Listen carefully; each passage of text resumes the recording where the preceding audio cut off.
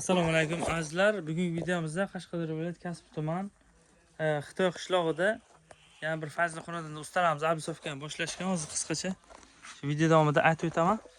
Kanalda muhim bo'lsangiz obuna bo'lib qo'ying, sababi har kunlik video chiqarib boramiz. Instagramga ham o'tib qo'yinglar, Xunomat yoki Usta Tohir deb yozsangizlar chiqadi.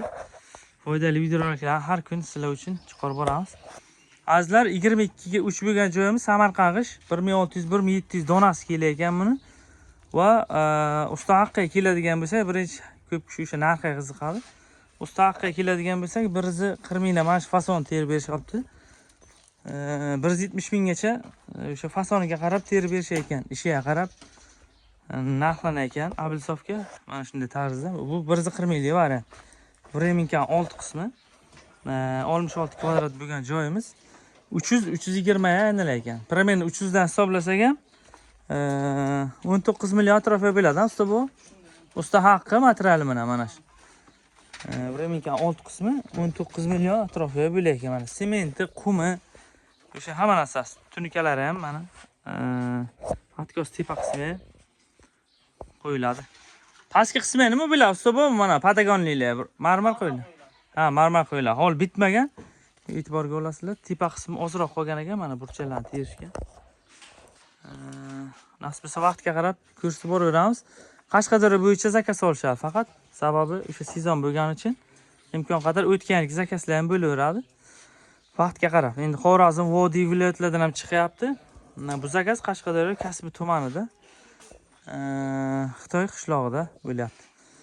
Yana qanaqa savol takliflar bo'lsa yozaveringlar, qolib ketgan bo'lsa savollarga o'sha javob beramiz. Ko'p aka-ukalarimiz mana atkos qismini so'rashgan ekan, sal ulgurmay qoldik, kelib ko'rsaman dedim. Bu ugonlik qo'yiladi.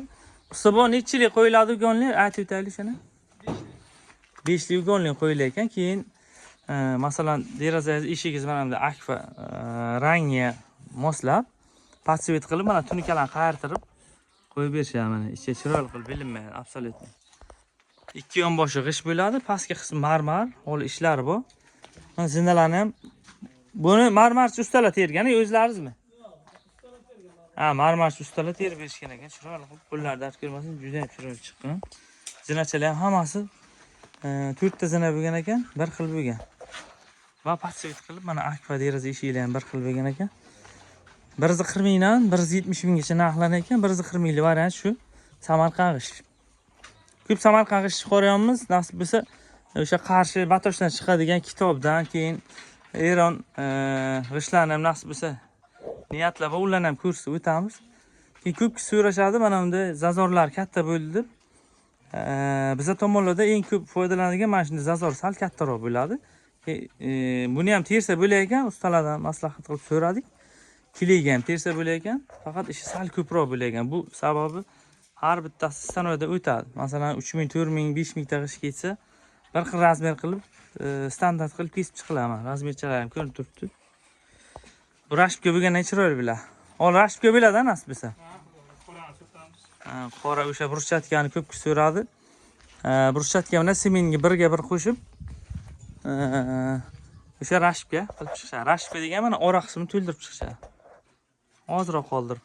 Nasib bo'lsa hammaga nasib qilsin, niyat qilganlar bitta like bosib qo'yamiz. Obuna bo'lib qo'yinglar, qurilish qilmoqchi bo'lganlar jo'natinglar. Bremenkani 6 qismi mana 22 ga 3. 300 ming 320 mingga 1 metr kvadrat aylanadi mana shu Abisovkamiz. Musofirdan turib ham zakaz bersangizlar bo'ladi. Ko'p obunachilarimiz musofirdan kuzatishadi. Usta akalarimiz vaqtga qarab nasib bo'lsa terib berishadi. Telefon raqam qo'yaman, обязательно aloqaga chiqaverasizlar.